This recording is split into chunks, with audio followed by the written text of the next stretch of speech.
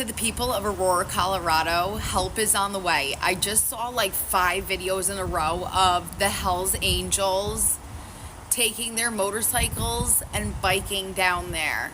I got a question and I need to have an answer. Do you believe the Hells Angels is going to Aurora, Colorado to go save the day? Do you believe that? Me, I don't.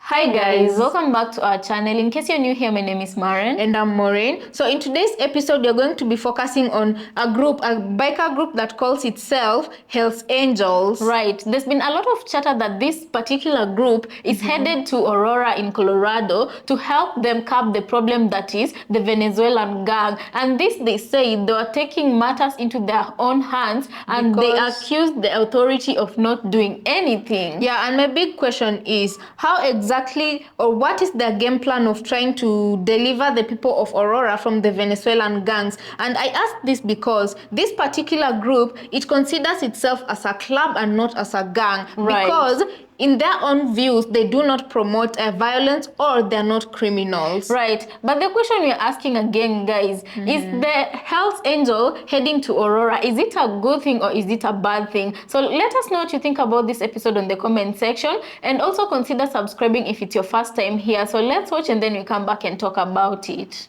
Hells Angels are mostly white. They're a white biker gang. We have them in Oregon, Washington, and California. They're in kind of that like central part of the state from Redding, you know, through the East Bay all the way down to San Francisco, Oakland, Richmond, down to parts of like Modesto, right? And it's fascinating because they're completely out of sight from like high profile criminal groups. Yeah. You don't really hear a lot about them. You hear about the Sinaloa cartel every other day in the news. Yeah. You hear about, you know, black gangbangers in, you know, urban neighborhoods. But this is like the biker gangs. They're suburban, but they're almost rural. They're in these little small places like Rodeo, which is an unincorporated community, by the way. Well, I think it's maybe the sophisticated criminal outlook or something. You know, we're not criminals is their attitude. Right. You know, we're a club. So they don't want to probably get to that kind of reputation. You know what I mean? Well, it's a little late. We all. Yeah. So I think they've got the reputation for it. Yeah. But I'm talking about constantly in the news. It's kind of more like something where the bad reputation that they used to have, I feel like they was trying to shy away from that a little bit and make it look more sophisticated or something. And this is just me assuming, you know what I mean? From the outside looking in, I ain't never had somebody. I think you're right. I think you're right. They're probably trying to go more mainstream. Yeah. Like we're not a gang. And we're started a club. bringing in normal people that work every day. Oh, really? You know what I mean? That have 9 to 5s to where I'm sure back in the beginning, it was like rebels. Yeah, we're 1%ers. Hell yeah. We're literally people that are doing what we want to do. We call ourselves 1%ers. We are the 1% of bike gangs who commit crime. Exactly.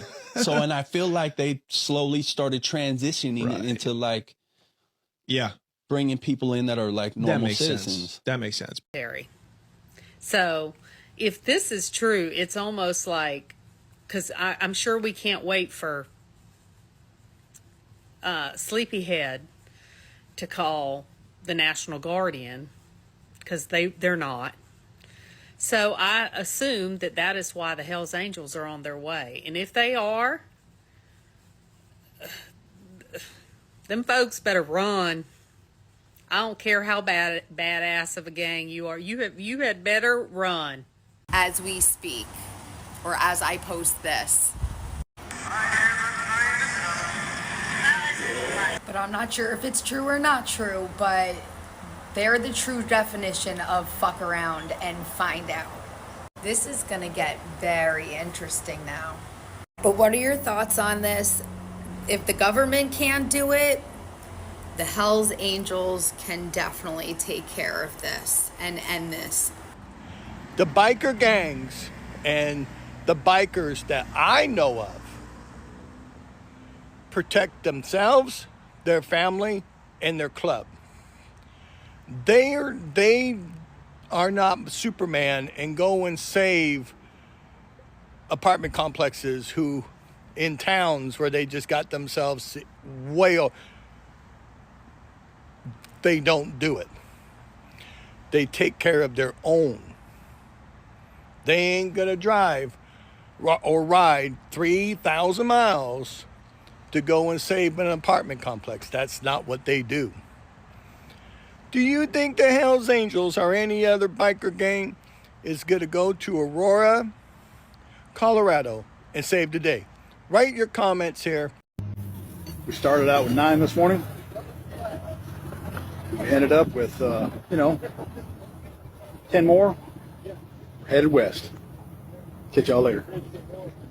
The Hells Angels Motorcycle Club is a globally recognized and controversial motorcycle gang, and has long been associated with white members within its U.S. chapters. The absence of people of color within this notorious club raises questions about the factors contributing to this. While it's essential to recognize that not all chapters or members share the same beliefs, history and brotherhood have played a significant role in shaping the composition of these chapters. So why are there no people of color in Hells Angels U.S. chapters? Let's reveal some shocking inside information that will give you all the answers. The origin of the Hells Angels can be traced back to the 1940s in California, when a group of individuals who shared a passion for motorcycling decided to band together to create a tight-knit brotherhood. Over the years, the Hells Angels Motorcycle Club has become notorious due to the rebellious image it portrays and its associations with criminal organizations. Despite this, some people believe that the club is in fact segregated along racial lines and that only white people are allowed to be members. Although no credible sources have verified this statement, it is nevertheless a widely held hypothesis among critics of the Hells Angels. During its existence, the club has been linked to various high-profile unlawful operations, such as the distribution of illegal narcotics, homicidal crimes, and extortion. At present, the Hells Angels are known to be one of the most powerful motorcycle gangs worldwide. They have hundreds of chapters located all across Europe and North America. The Hells Angels Motorcycle Club has a rich history and profound pride in its traditions. This is a fact that is well acknowledged by the motorcycling community. In spite of the fact that the club is notorious for indulging in illegal and risky activities, one of the organization's key goals is to encourage friendship among its members. As a result of this emphasis on socialness, there have been reports that the Hells Angels only welcome white members, consequently excluding persons who are not white. This blocks non-white people from joining the organization. Even though there is some truth to this argument, it is not a true representation of the club's inclusiveness. The majority of Hells Angel groups had their start with the intention of protecting and aiding their own member bases when they were formed. Consequently, they usually operate as exclusive communities in which membership is predicated on adhering to a set of customs and principles in common. This exclusivity may make it difficult for certain groups to recruit members from outside of their inner circles. Nevertheless, this does not indicate that these clubs are made up completely of white people. The Hells Angels Motorcycle Club has around 1.5 million members across the globe, with roughly 30% of those members being female. 63 high, coming in on target. You need to move a little faster than that, son. Heat is light.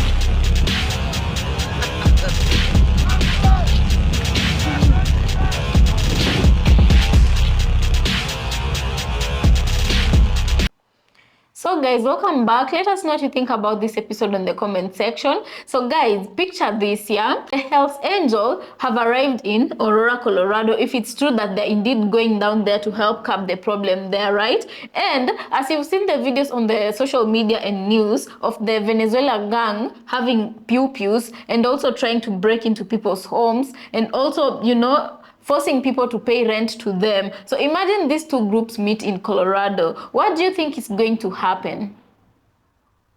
It's like unlocking a new civil war in America, because I feel like this is going to be a very hot topic, and also it's going to be really, really impactful in the society of America, beginning with Colorado, because guys, those ones of you who live in America, let us know what is going on, right? There are people who are saying that Aurora is just the beginning of what's to come, like the picture of what's to come in America. And then, you know, this group that has taken itself to Colorado, already Colorado has one gang problem. They don't need another gang problem, you know. Although I also understand that the biker group is headed down there because the police are not doing anything. But guys, have you ever heard of a situation where someone will create chaos in order to benefit from it? I feel like whoever is benefiting from all this and puppeteering all these people, they sent the Venezuelan gang first in order for the people of Aurora to accept the actual gang that will come after the Venezuelan gang. Although I don't know, that is just my speculation. I do get where you're coming from. Under normal circumstances, guys,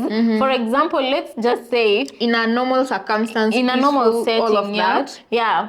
When you hear about a biker group coming into your area, is it something that you're going to welcome with open arms, or is it something that you guys are going to create a resistance towards? Yeah. No, normally, I don't think that people of Aurora would let biker gangs hang around their neighborhoods. And then there's another speaker, the guy in red. I don't know if it's red or orange. Yeah, the guy mentioned the guy mentioned something to do with he doesn't trust this biker group because how biker gangs work. These are criminal organizations where they don't look out for anybody. They're not superheroes unless they're the only ones benefiting from the situation, and or their family members and their children are the ones benefiting from the situation they're going to be handling. Right. Guys, allow me to say, because in Africa we don't have biker gang groups, so we can't relate when it comes to that, right? There are gangs, but gangs are there, but not this type, right?